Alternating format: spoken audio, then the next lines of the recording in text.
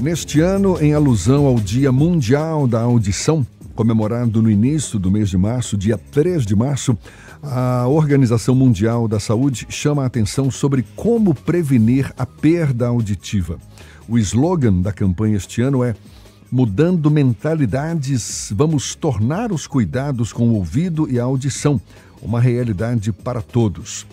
Ainda de acordo com a OMS, em todo o mundo, olha só, aproximadamente 430 milhões de pessoas sofrem com perda auditiva incapacitante.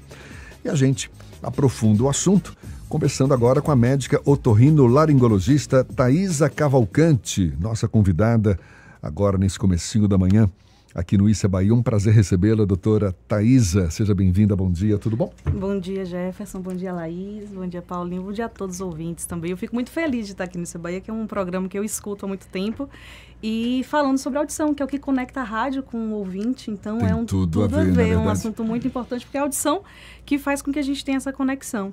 E fico imaginando quem não tem problemas com audição, talvez não tenha a percepção do que isso pode impactar na vida das pessoas. Eu te pergunto exatamente isso, como é que a perda auditiva impacta a qualidade de vida das pessoas? Quais são os principais desafios enfrentados por quem convive com esse problema? A perda auditiva ela é um problema muito frequente, né? Ela é muito prevalente. Como você disse, a OMS trouxe esse levantamento, mais ou menos 5% da população vai apresentar algum grau de perda auditiva. 5%? 5%. Porque a perda auditiva, ela não é somente essa perda intensa, como você falou, a perda profunda, mas sim ela é dividida em vários níveis.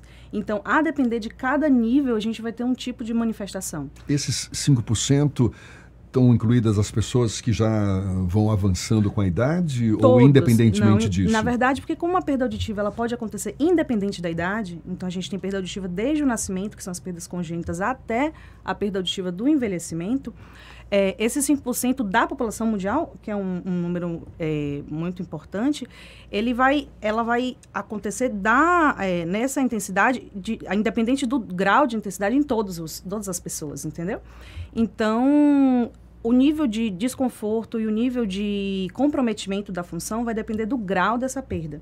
Então, a gente vai ter, desde nas crianças, alterações na escola, dificuldade de aprendizado, por perdas leves por conta de resfriados, por exemplo, que a mãe não tem essa percepção e acaba a escola coloca como se fosse uma dificuldade de aprendizado e acaba não fazendo uma investigação adequada, como uma perda incapacitante na criança que vai alterar, não vai permitir o desenvolvimento de fala, e aí a gente vai acabar precisando usar outras formas de comunicação. Então, é aquela criança que não escuta, não desenvolve linguagem, se comunica por libras, e a partir daí se transforma no deficiente auditivo que tem essas limitações de comunicação oralizada, até o que a gente tem visto muito hoje e conversado bastante, que é a preocupação com a demência, por conta com o avançar da idade e com a perda auditiva com a idade, a gente tem uma maior chance de evoluir com demência caso a gente não faça uma reabilitação adequada desse paciente. Existe essa relação, perda auditiva com demência. Inclusive a demência de Alzheimer. Então, é importante a gente saber que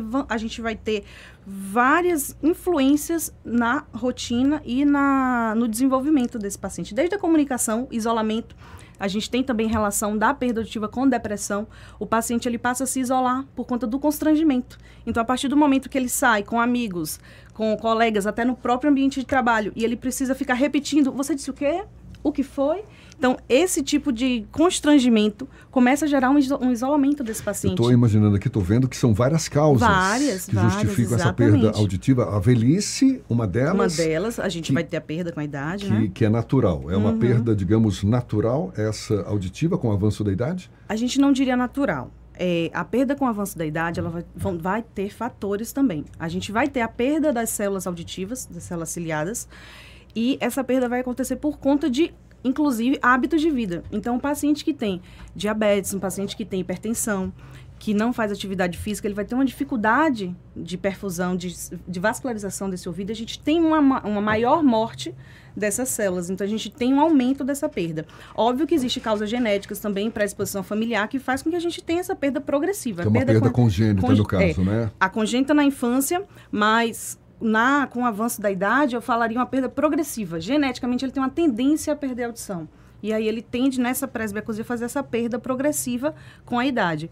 Essa perda também vai variar o grau dela em intensidade. E em cada grau, em cada intensidade de perda, aí a gente vai entrar com tratamentos específicos para cada paciente. Inclusive tem o chamado implante, me corrija se eu falar errado aqui, claro. É coclear? Isso, implante coclear. Implante coclear, que me parece tem sido cada vez mais utilizado como recurso para reverter casos de perda auditiva. Quais são os principais, as indicações para esse procedimento? Pronto. Como é que ele funciona? Essa pergunta é muito importante porque o implante coclear, ele modifica a vida do paciente. O implante, quando ele chega, ele consegue devolver. Por enquanto, o implante é a tecnologia que a gente tem que consegue devolver a audição. Então, o implante ele tem uma indicação muito específica, que é uma indicação para perda severa ou profunda, que é aquela perda total. Que vocês que a população conhece como paciente que é surdo, né? Porque a gente tem graus de surdez. Então, desde a perda leve, a gente já sabe que isso é uma surdez. Então, por isso que é importante a população saber que precisa buscar ajuda. Porque esse grau de perda, ele vai ter alguma repercussão na sua vida. Mas o implante, ele é muito específico, porque ele vai substituir aquela cóclea que não funciona mais, que a cóclea é o órgão realmente auditivo, é o nosso órgão que gera a audição. E quando fala-se em implante, o que está querendo dizer exatamente com isso? Um procedimento cirúrgico, exatamente. É cirúrgico mesmo, é? Isso. O implante, ele vem para substituir essa cóclea e a indicação dele vai vir da perda profunda, que pode ser tanto a perda congênita. Por isso que é tão importante, um dado que eu queria deixar aqui para a gente discutir, é a triagem auditiva neonatal. Que a triagem auditiva neonatal, sim, ela recebeu, inclusive, da OMS, a sigla U. Hoje a gente chama de TANU, que é para ela ser universal.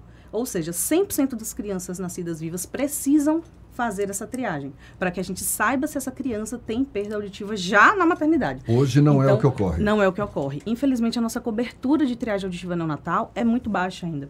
E aqui na Bahia, a gente tem uma cobertura ainda mais baixa do que no Brasil. A cobertura do Brasil, ela fica em média próxima aos 40%, 45%.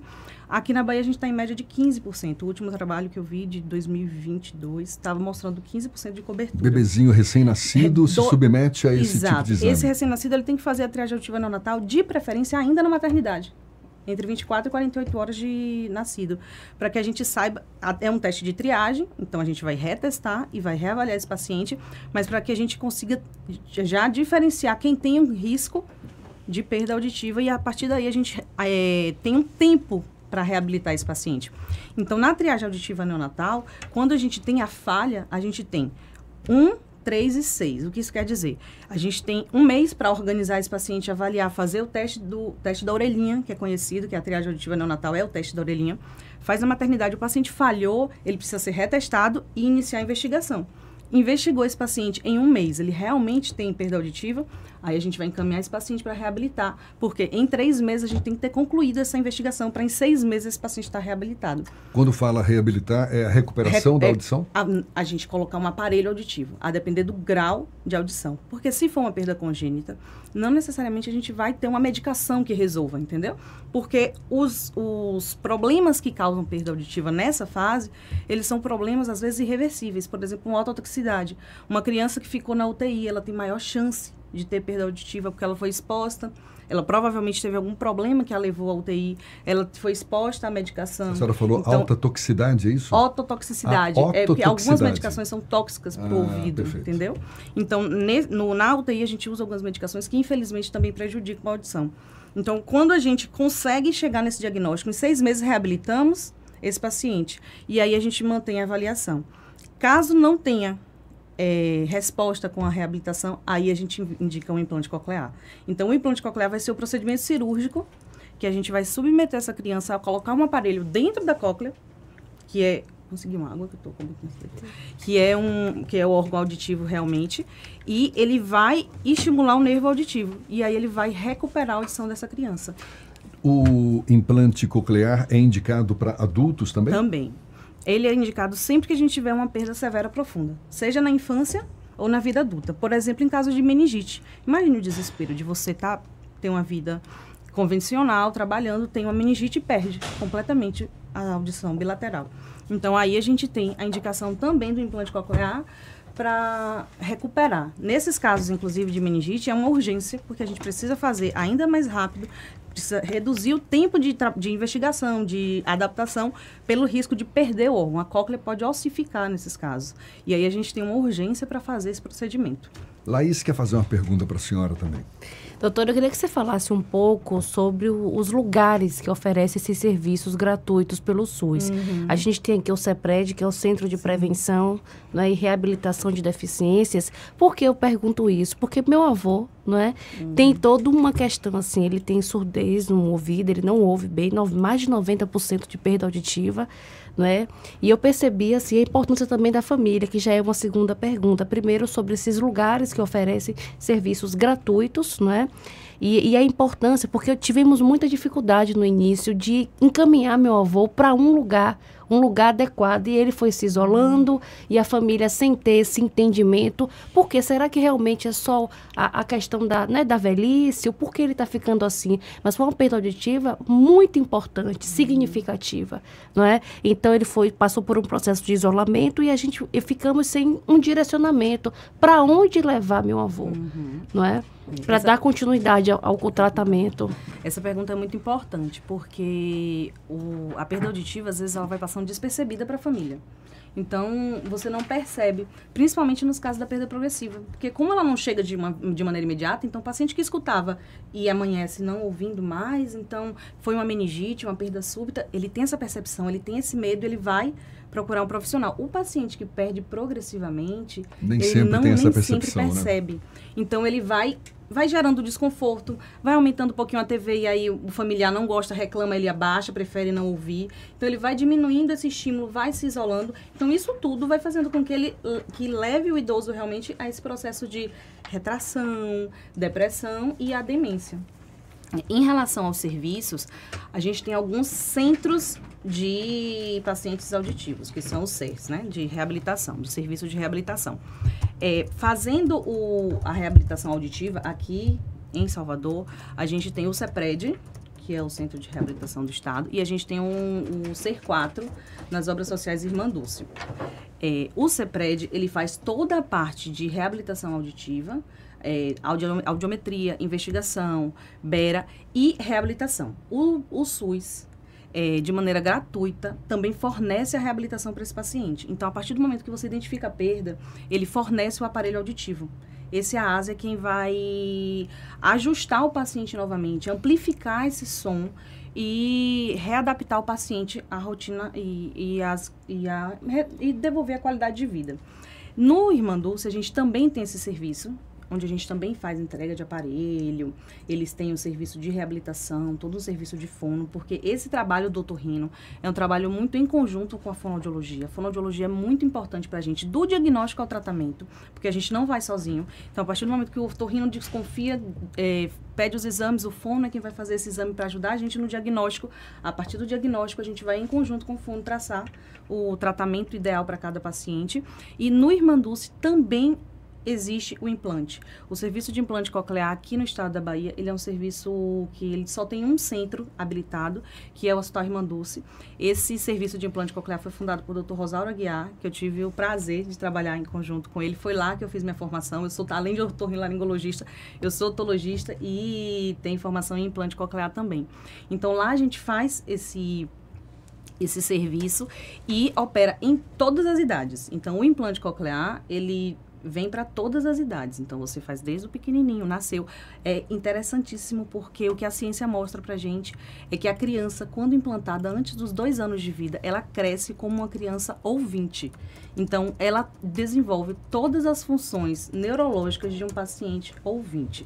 Então, você não tem diferença entre uma criança ouvinte e uma criança implantada antes dos 2 anos. Então, por isso que quando a gente traça o objetivo da investigação da triagem auditiva neonatal, a gente tem até 6 meses, porque você precisa, se for necessário, implantar essa criança antes de 2 anos, para que a gente dê qualidade de vida e dê toda a reabilitação para ela. E no caso dos idosos, eu falo sempre isso quando eu converso com pacientes e com colegas, é que a nossa expectativa de vida está crescendo. Então, a gente vai envelhecer cada vez mais. Então, hoje a gente pensar em implantar um paciente com 70 anos, você vai submeter um paciente de 70 anos à cirurgia? Ele ainda tem mais 20, 30 anos de vida e ele precisa ouvir nesse período. Então, se o paciente tem uma perda profunda com 70 anos, ele é um paciente para implante coclear também. E aquele aparelhinho que se coloca atrás esse da orelha? Esse aparelhinho, ele vem antes do implante. Porque, como eu falei, são vários graus de perda e vários tipos de tratamento. Por isso que é importante a gente pegar, investigar, definir a perda do paciente e, a partir daí, traçar a terapia. Aquele é o primeiro passo. Quando a gente tem uma perda auditiva, a gente tenta reabilitar com aquele aparelho. Mas ele não vai ser suficiente, às vezes, na perda severa profunda. Às vezes ele vai amplificar o som, porque ele faz o implante, ele devolve a audição.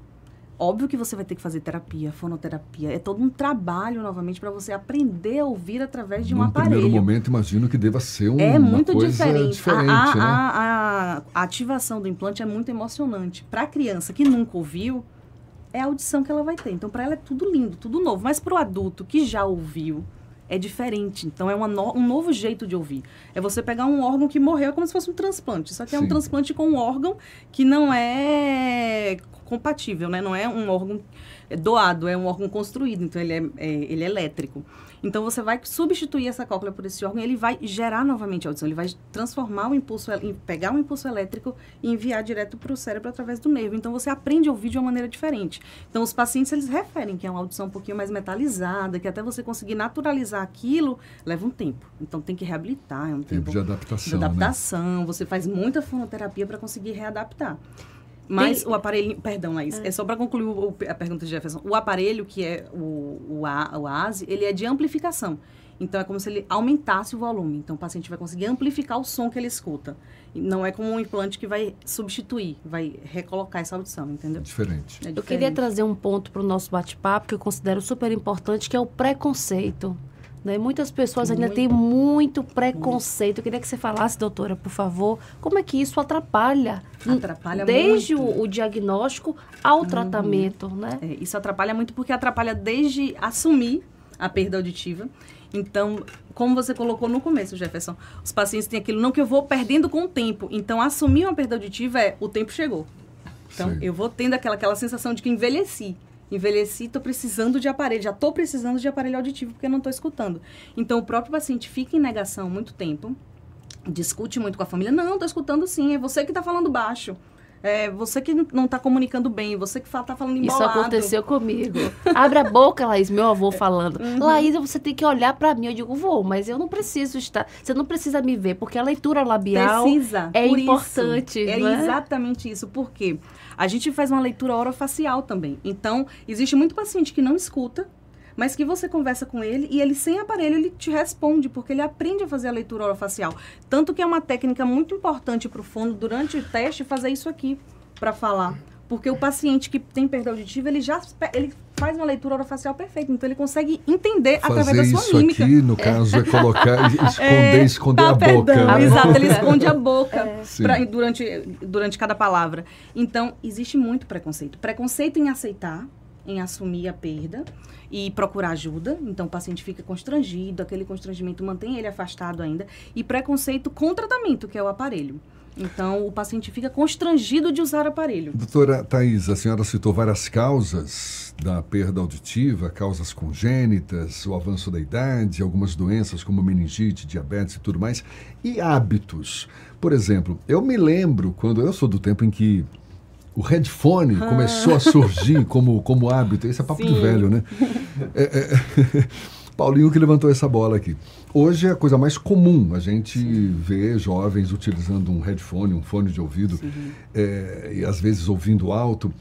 Hábitos do nosso dia a dia que contribuem para a perda auditiva. Quais seriam, que cuidados as pessoas podem ter no seu dia a dia para se prevenir e ficar mais atento em relação a certos hábitos que contribuem para essa perda da audição? Assim, em relação a ruído, como você falou, é um cuidado que a gente tem que ter, que é importantíssimo. Inclusive, tanto a exposição a ruído laboral também, né? Então, a gente sabe que o PAI, que é a perda auditiva por exposição a ruído, já é muito bem definida. E as empresas hoje precisam dar os EPIs para os trabalhadores justamente para diminuir essa exposição a ruído. A perda auditiva por exposição a ruído, ela acontece quando essa exposição é crônica, essa exposição é de muito tempo e por um ruído intenso, e o paciente vai também tendo a perda progressiva. Então, os jovens que colocam, inclusive hoje os celulares eles já têm a tecnologia de limitar o aumento do volume justamente para prevenir, para proteger a audição.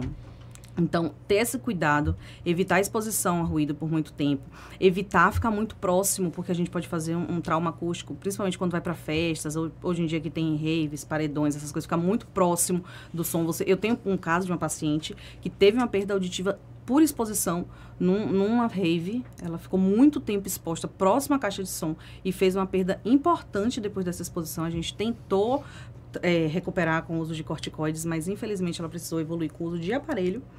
E também os cuidados com a saúde. Então, evitar atividade física, cuidados com pressão, com açúcar, porque isso tudo vai deteriorando de maneira metabólica, né? A nossa audição a longo prazo. Eu conheço um mergulhador que alega ter perdido parte da audição mergulhando. Nesse caso, provavelmente ele fez um barotrauma. Quando a gente o nosso ouvido, ele é uma estrutura bem complexa. E ele tem vários compartimentos. Eu falo sempre que essa parte externa, que a gente conhece, é só a pontinha do iceberg, porque a parte externa ela só tem a função mesmo de direcionar o som para o nosso conduto. Sim. A partir do conduto, a gente tem outros compartimentos que são o ouvido. E a gente tem um compartimento que chama ouvido médio. Esse ouvido médio é como se fosse uma câmara de ar dentro do nosso osso da mastoide. E aí ele precisa modificar essa pressão. E quem faz essa equalização da pressão é a tuba auditiva, que conecta o nariz com o ouvido.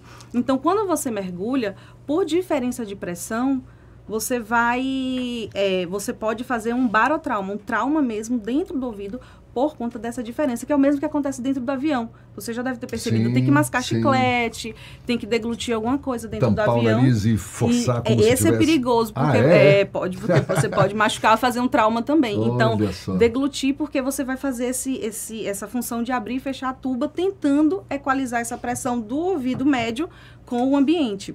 E aí, no mergulho, acontece a mesma coisa. E, às vezes, esse trauma é tão intenso que você pode romper essa membrana timpânica, causando um dos tipos de perda auditiva, que pode ser a perda condutiva, ou a depender do grau do trauma, você pode fazer até uma perda mista, porque você pode ter uma lesão na cóclea também. O negócio é bem complexo.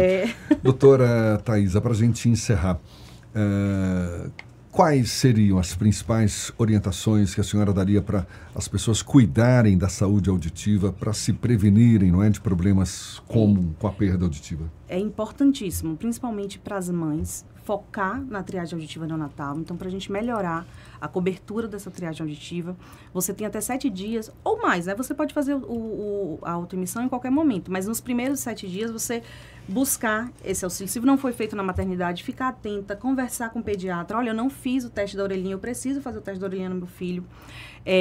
Cuidar da saúde em geral, como eu falei, atividade física, uma boa alimentação, uma boa hidratação. Nosso ouvido precisa também que a gente esteja sempre muito bem hidratado. Evitar a exposição a ruído muito intenso e acompanhar. É importantíssimo que a gente faça uma audiometria. Crianças em idade escolar, Jefferson, precisam fazer uma audiometria. Às vezes o próprio resfriado fez uma otite serosa e a mãe não sabe. Ele está indo mal na escola porque não sabe, nunca fez uma audiometria. Então precisa fazer pelo menos uma audiometria em idade escolar. Tem muitas escolas que têm já esse costume.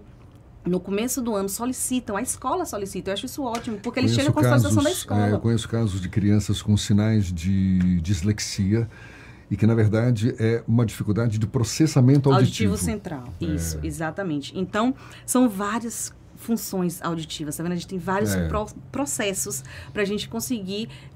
A audição, ela está envolvida demais com o nosso desenvolvimento, entendeu? Então, o nosso entendimento, com tudo, nosso desenvolvimento, nosso entendimento, nossa aprendizagem.